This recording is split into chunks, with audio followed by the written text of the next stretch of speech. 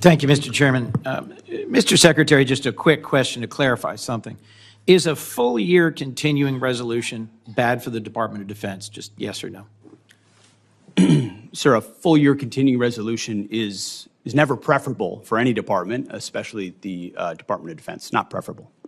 And I know, General Kane, I don't need to ask you because your written testimony specifically says routinely operating under continuing resolutions lowers buying power, results in less deployable capital, makes it harder for industry to make long-term investments.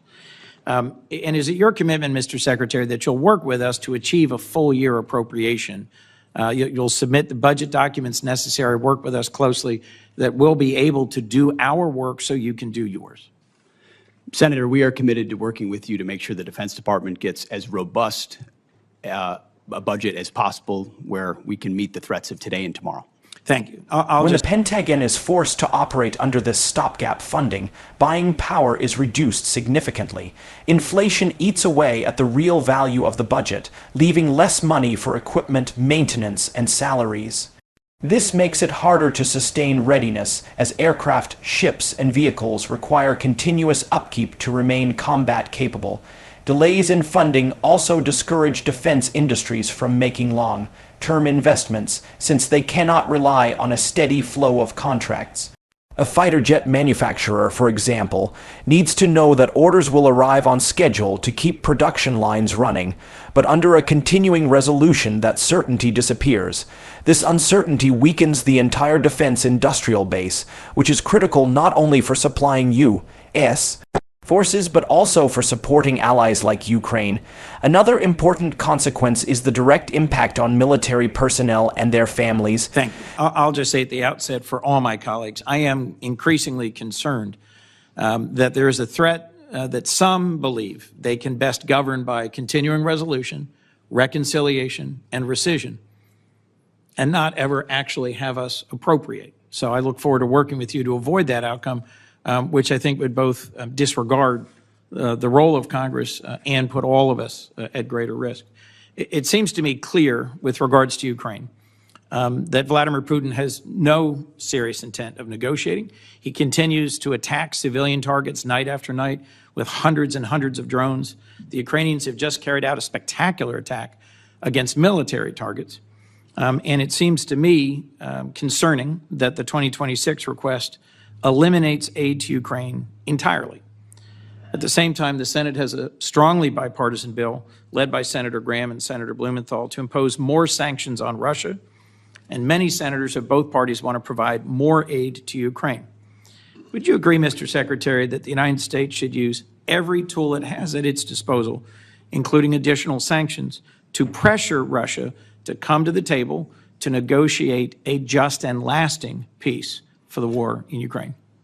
Russia continues to bombard Ukrainian cities, sending wave after wave of drones and missiles targeting civilians, infrastructure, and power grids.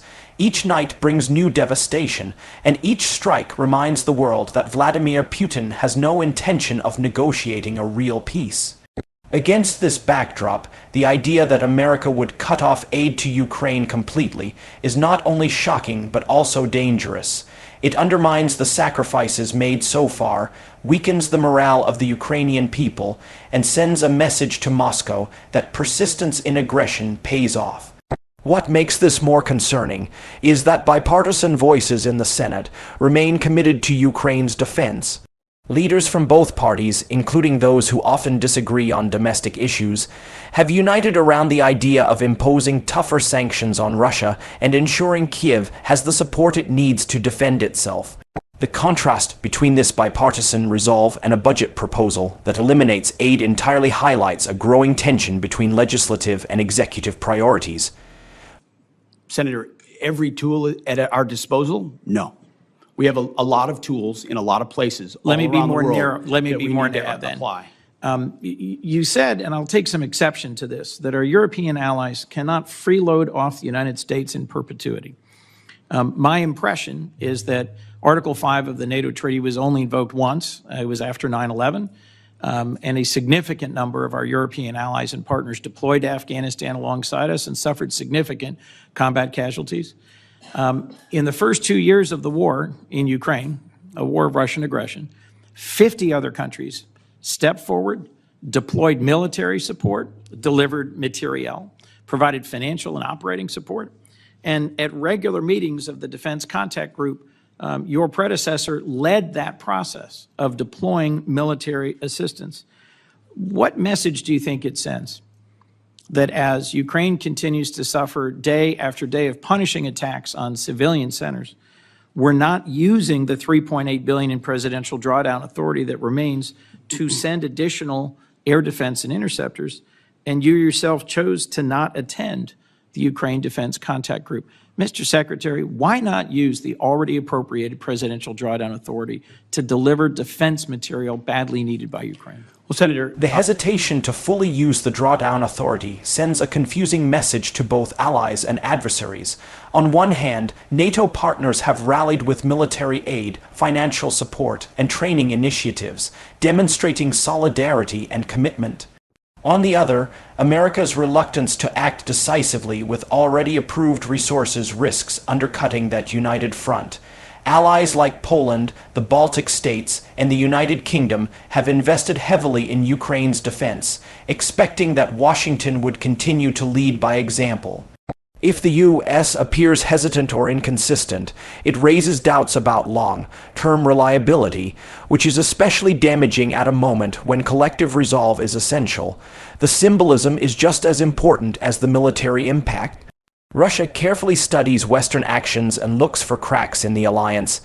Every day that Ukraine struggles without receiving available American aid reinforces Putin's belief that time is on his side, that if he simply keeps fighting, Western unity will weaken. Using the full authority to deliver weapons and defense systems would send the opposite message, that the U.S. is fully committed, that resources will flow without delay, and that Russia cannot win by simply waiting for hesitation in Washington. There is also a moral dimension. The world has witnessed Ukrainian civilians enduring bombed-out neighborhoods, energy blackouts, and relentless strikes on schools and hospitals. Knowing that America has the capability to provide more protection but chooses to hold back creates an ethical dilemma. Well, Senator, as you know, the presidential drawdown authorities 71 through 74 still apply, and they are still flowing. There's some in reserve. To your question about my statement, and I served with a lot of NATO allies in Afghanistan as well. Incredibly capable Canadians, Brits, and Australians and others. And grateful for them. And I've gotten to know a lot of them in this process going to Brussels. Amazing people, amazing countries. Thus, I was struck, Mr. Secretary. But we also wore a patch on our shoulder that said ISAF, International Security Assistance Force. And you know what the joke was? That it stood for I Saw Americans Fighting. Because what ultimately was a lot of flags, was not a lot of on-the-ground capability. You're not a real coalition, you're not a real alliance, unless you have real defense capability and real armies that can bring those to bear. And that's a reality that Europe is waking up to quickly, and we're glad, because they're our friends, and we want them to be safe and free and secure. And sometimes that takes true talk and tough love, and they've responded very well to that because we want them to succeed. And Mr. Secretary, let's just make clear for the record that our military partners in Afghanistan included many who served and died. Our Danish partners and allies on a per capita basis don't try to make it look like I don't care about the investments of our partners. Of course I do. Mr. I recognize Secretary, that there were lives lost from other countries. Of course the bulk of the effort was Americans, and an alliance needs to include other countries and be more balanced. Mr. Secretary, to be a real alliance. as I pointed out in my opening comments, our partners and allies have stepped up, have invested, have engaged in the defense of Ukraine, and so should we. We should not be pursuing a ceasefire and a negotiated resolution to the war in Ukraine at any cost. Peace through strength means actually using our strength, continuing to support Ukraine, and securing a lasting peace. Putin will only stop when we stop him. And the best way to stop him is indeed through a stronger NATO. I look forward to the NATO summit. I agree with you that a significant investment by NATO in our collective security is a great investment, but we cannot abandon Ukraine. That would put us significantly at a strategic disadvantage. Thank you, Mr. Chairman.